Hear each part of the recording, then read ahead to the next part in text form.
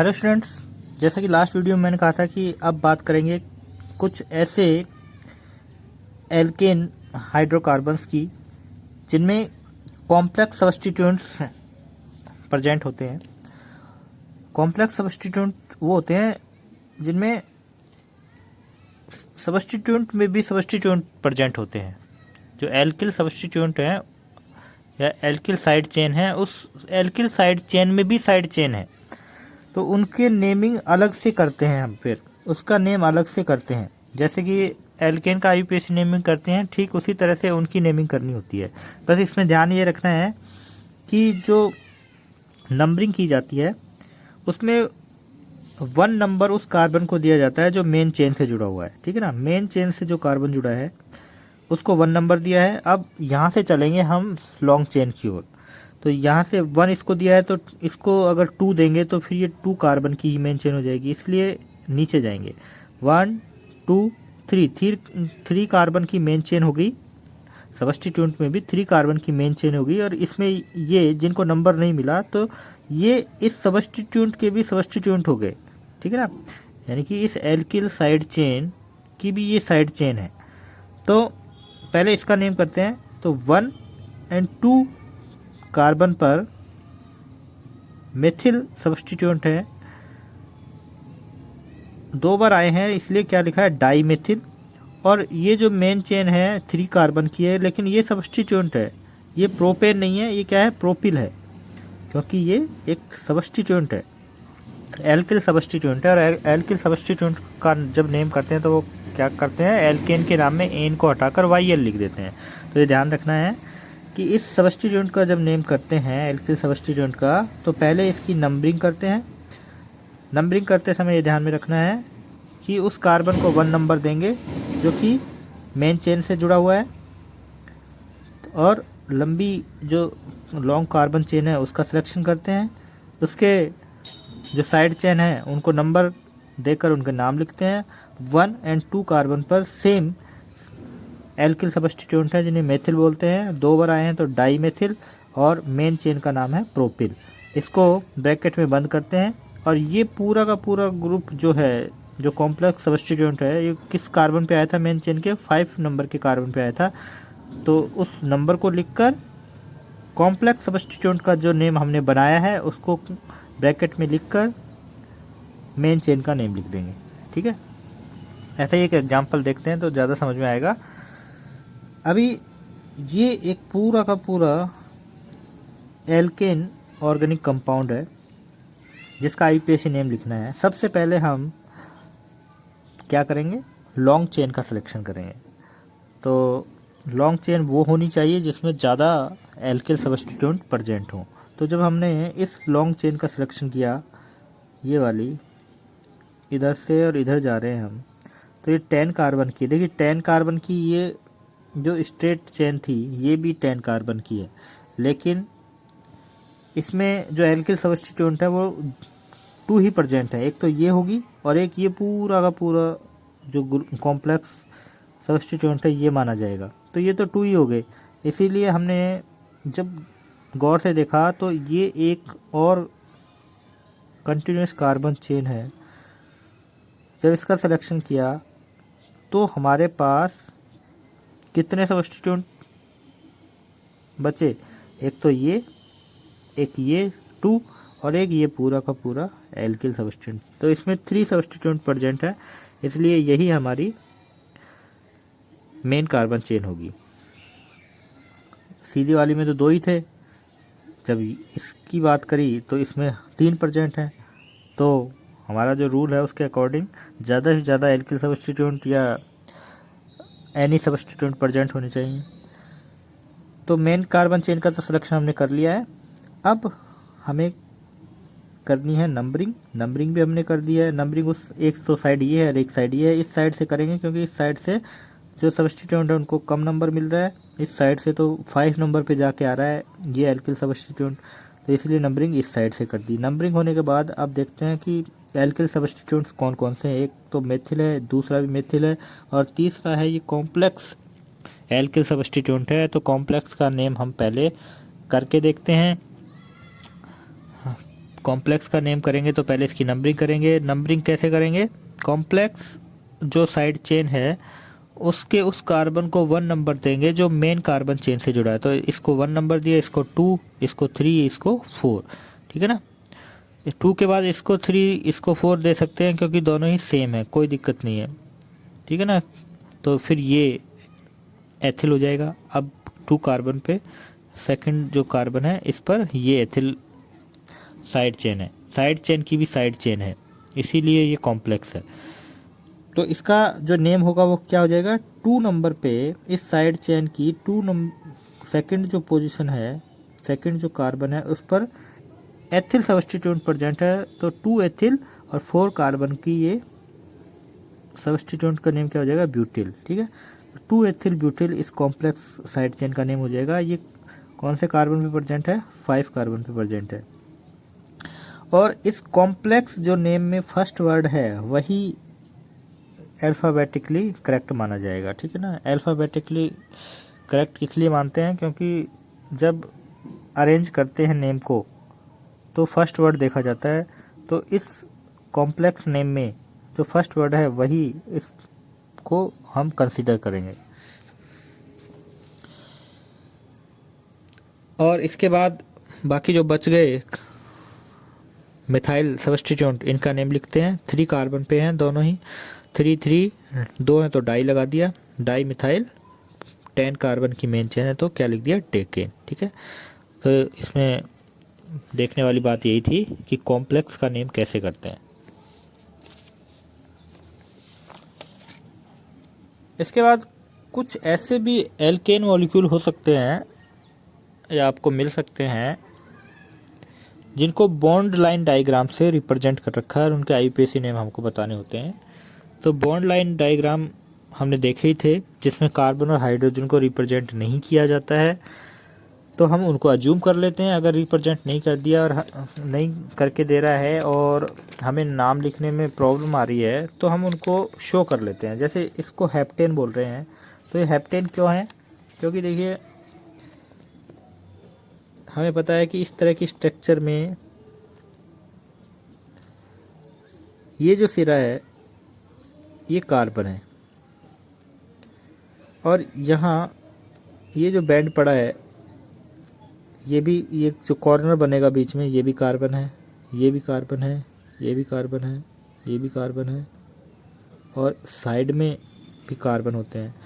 और इन कार्बन्स को बैलेंस करने के लिए हाइड्रोजन दिए जाते हैं। तो किसको कितने हाइड्रोजन चाहिए उतने ही हाइड्रोजन को देते हैं। इस कार्बन की एक वैलेंसी तो कंप्लीट हो रही है, 3 हाइड्रोजन दे दिए। इसको 2 हाइड्रोजन चाहिए, बाकी बीच वाले जितने भी कार्बन है 2 हाइड्रोजन मिलेंगे इनको, और इसको 3 हाइड्रोजन। अब देखिए, अब इसका नेम कर सकते हैं कि नहीं कर सकते? अगर अब भी प्रॉब्लम हो रही है तो इसको स्ट्रेट चेन में कन्वर्ट कर लो बॉन्डिंग शो करके। 1 2 3 4 5 6 7। अब तो और भी इजी हो गया नेम लिखना। इसको हमने कंप्लीट किया, कंप्लीट करके हमने और इजी वे में स्ट्रेट चेन में कन्वर्ट कर लिया, ठीक है। तो 7 कार्बन की चेन है, कार्बन चेन है, कोई सब्स्टिट्यूएंट प्रेजेंट नहीं है, तो वर्ड रूट से सीधा नेम शुरू होगा। 7 कार्बन का वर्ड रूट होता है हेप्ट, और ये एल्केन है तो एन इसका प्राइमरी सफिक्स हो जाएगा, तो हेप्टेन नेम हो गया। अब सेकंड वाला देखो, ये इस तरह से है, एक लाइन खींची हुई है 4th कार्बन पे। 4th कार्बन पे इस लाइन का मतलब ये है कि यहाँ एक हाइड्रोजन की जगह एक कार्बन प्रेजेंट है ऊपर, और उस कार्बन से 3 हाइड्रोजन जुड़े हुए हैं, यानी कि ये CH3 ग्रुप है। तो 1 लाइन का मतलब होता है CH3, और लाइन इस तरह से है यानी कि इस तरह से हो गया, तो इसका मतलब है ये एक C है और एक C ये है, तो ये हो गया CH3, ये हो गया CH2, ये इथाइल ग्रुप है। समझ गए बात को? तो 1 लाइन है यहाँ पे, तो इसका मतलब है ये CH3 ऊपर जुड़ा हुआ है, यानी कि 4th कार्बन पे 1 2 3 4, 4th कार्बन पे एक हाइड्रोजन की जगह एक CH3 है, तो ये सब्स्टिट्यूएंट हो गया हमारा। 4 कार्बन पे मेथिल सब्स्टिट्यूएंट प्रेजेंट है, इसलिए उसके नंबर दिया, नेम लिखा 4 मेथिल। 7 कार्बन की मेन चेन है तो नेम हो गया हेप्टेन। तो नेम क्या हो गया? 4 मेथिल हेप्टेन, ठीक है ना। इस तरह इसको देख लेते हैं। इसमें देखिए यहाँ CH3 है, ये CH2 है, यहाँ एक कार्बन है बीच में, ये CH2 है, ये CH3 है। ऐसा ही यहाँ CH3 है, यहाँ CH2 है, ये कार्बन है ही, यहाँ CH2 है, यहाँ CH3 है। तो इसकी जब नेमिंग करी है, नंबरिंग करी है, अगर इसमें प्रॉब्लम आ रही है तो हम इसको इस तरह से कार्बन और हाइड्रोजन शो करके बना सकते हैं।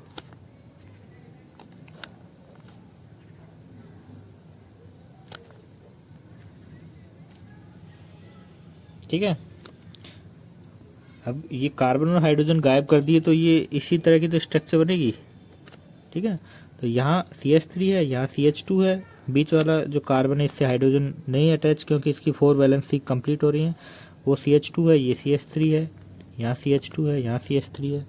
तो इस तरह शो कर दिया। अगर अब भी प्रॉब्लम हो रही है तो इसको एक स्ट्रेट चेन में कन्वर्ट कर लेंगे। देखो इस CH3 इसको, इसके बाद इससे CH2 जुड़ा हुआ है, फिर इससे एक कार्बन जुड़ा हुआ है, इस कार्बन से एक CH2 है, और CH2 से कौन जुड़ा हुआ है, CH3 जुड़ा हुआ है। ये बीच वाला जो कार्बन था इससे ऊपर कौन जुड़ा हुआ है, CH2 और CH3, और नीचे भी कौन जुड़ा हुआ है, CH2 और CH3। अब और भी इजी हो गया। ये हमने सेलेक्ट करी मेन चेन, इसको नंबरिंग करी है 1 2 3 4 5। इधर से करो चाहे इधर से करो, सेम नंबरिंग है। और थर्ड कार्बन पे 2 सब्स्टिट्यूएंट एल्किल सब्स्टिट्यूएंट प्रेजेंट है, ये भी इथाइल है और ये भी इथाइल है। ठीक है, अब नेम कर देंगे। दोनों ही सेम सब्स्टिट्यूएंट हैं, थर्ड कार्बन पे दोनों को ही अलग अलग नंबर ज़रूर मिलेगा। 2 है तो डाई इथाइल, और सब्स्टिट्यूएंट का नेम हो गया तो वर्ड रूट 5 कार्बन का वर्ड रूट क्या होता है, पेंट। प्राइमरी सफिक्स क्या होगा एल्केन के लिए, एन। ठीक है, तो ये इसका IUPAC नेम हो गया। अगर 1-2 प्रैक्टिस और करोगे तो फिर आपको कंप्लीट स्ट्रक्चर बनाने की ज़रूरत नहीं है। ये जो बॉन्ड लाइन डायग्राम है इसी से ही हम इजीली नेमिंग कर सकते हैं। ठीक है ना। अब इस स्ट्रक्चर में किसी को भी सेलेक्ट कर लो, 5 कार्बन की ही मेन चेन होगी और सेम होगी, इसलिए कभी भी कंफ्यूज नहीं होना है इस तरह के स्ट्रक्चर के लिए। तो बिल्कुल आराम से करना होता है। साइक्लिक एल्केन्स के लिए IUPAC नेमिंग करते हैं तो उसमें साइक्लो वर्ड का यूज करते हैं वर्ड रूट से पहले, सिर्फ यही चेंज करना है। अब 4 कार्बन की साइक्लिक चेन है तो इस 4 कार्बन का होता है ब्यूटेन, और हम कह रहे हैं वर्ड रूट से पहले साइक्लिक है तो साइक्लो का यूज करना है, तो साइक्लोब्यूटेन नेम हो गया। 6 कार्बन का एल्केन होता है हेक्सेन, लेकिन 6 कार्बन की ये साइक्लिक एल्केन है तो हमने क्या कह दिया, साइक्लो एल्केन।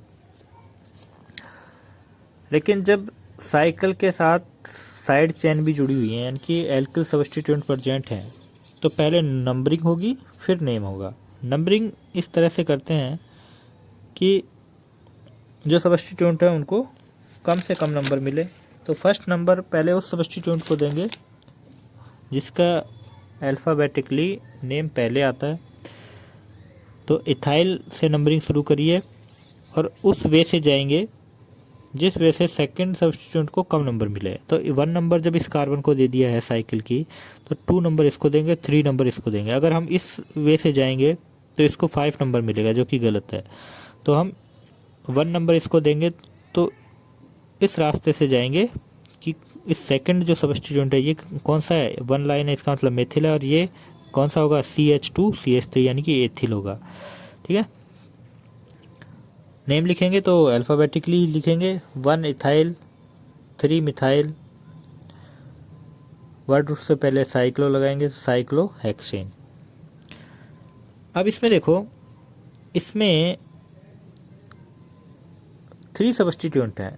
फर्स्ट कार्बन पर 2 मेथिल ग्रुप हैं, इसको एथिल मत कह देना। इसी कार्बन से 2 लाइन है, यानी कि ये दोनों ही लाइन मेथिल को रिप्रेजेंट कर रही हैं। ये एक मेथिल है, ये दूसरा मेथिल है, और ये इथाइल ग्रुप है या इथाइल सब्स्टिट्यूएंट है। तो जब 2 से ज़्यादा सब्स्टिट्यूएंट प्रेजेंट हैं तो नंबरिंग इस तरह से करेंगे कि सभी एल्किल सब्स्टिट्यूएंट्स या कोई भी सब्स्टिट्यूएंट है उनको कम से कम नंबर मिलें। अगर हम इसको 1 दे देंगे तो फिर इन दोनों को ही 3 नंबर मिलेगा, 1 2 3।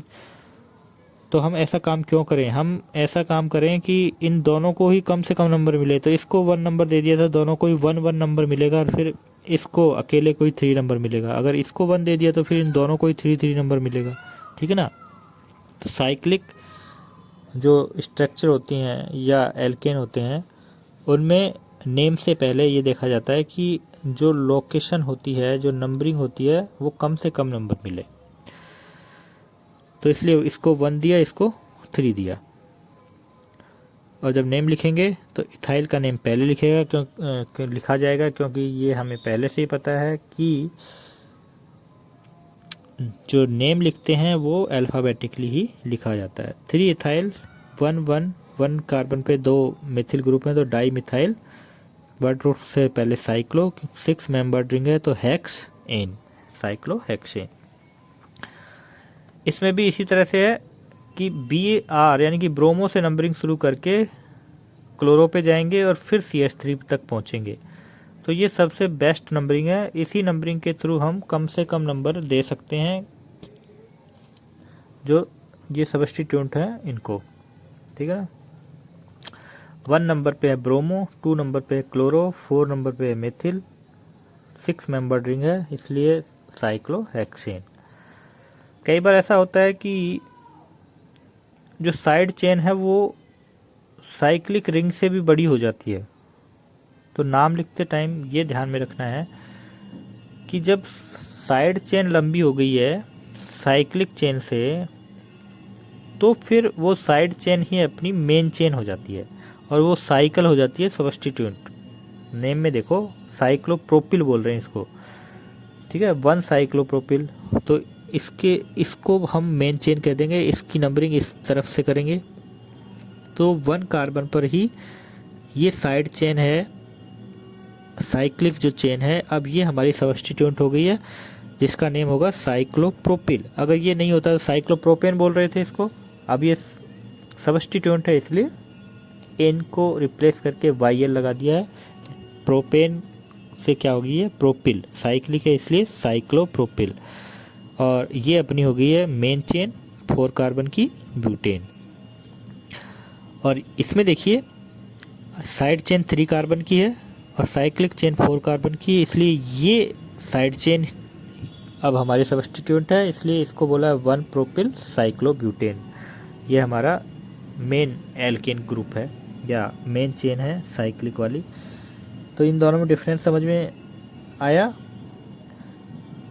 मैं क्या कह रहा हूँ, रिपीट कर रहा हूँ कि जो साइड चेन अगर लंबी होगी तो वो मेन चेन हो जाएगी, लेकिन साइड चेन छोटी है तो फिर वो सब्स्टिट्यूएंट ही रहेगी, जैसे कि इसमें है, ऊपर इनमें देखा था, ठीक है।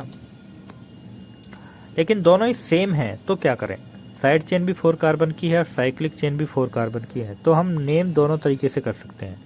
इसको मेन चेन मान लिया तो ये सब्स्टिट्यूएंट हो जाएगा, तो नाम क्या हो जाएगा, साइक्लोब्यूटिल ब्यूटेन। और अगर इसको मेन मान लिया है तो ये सब्स्टिट्यूएंट मान लो, जब दोनों ही सेम कार्बन की हैं तो ये हो जाएगा 1 ब्यूटिल साइक्लोब्यूटेन, ठीक है ना। दोनों ही नेम सही हैं। जब 2 साइक्लिक चेन एक बॉन्ड से कनेक्टेड हैं तो जो छोटी साइकिल होगी वो सब्स्टिट्यूएंट मान ली जाएगी और जो बड़ी साइकिल होगी वो मेन साइकिल मान ली जाएगी। छोटी साइकिल 3 कार्बन की है तो साइक्लोप्रोपिल है, बड़ी साइकिल 4 कार्बन की और मेन है तो ये साइक्लोब्यूटेन है। तो छोटी साइकिल सब्स्टिट्यूएंट है तो उसका नेम पहले लिखो साइक्लोप्रोपिल, फिर मेन साइकिल का IUPAC नेम साइक्लोब्यूटेन। लेकिन जब दोनों ही सेम होती हैं, ये भी 4 कार्बन की है, ये भी 4 कार्बन की है, तो हम एक को सब्स्टिट्यूएंट मान लेते हैं और एक को मेन चेन मान लेते हैं। तो इसको सब्स्टिट्यूएंट माना है या इसको माना है तो ये हो गया साइक्लोब्यूटिल, और मेन चेन का नेम लिखना है तो साइक्लोब्यूटेन, ठीक है। तो ये एग्जांपल्स आपको बुक में नहीं मिलेंगे, इसीलिए मैंने यहाँ एडवांस स्टडी है और ये अक्सर हमारे आगे काम में भी आते हैं, जो कि बुक में इनको इतनी डीपली नहीं बताया गया है। फिर भी कोई प्रॉब्लम हो तो मेरे व्हाट्सएप पे आप पूछ सकते हो, मैं फिर से आपको समझा सकता हूँ अगले वीडियो में। प्रॉब्लम हो तो ज़रूर पूछना।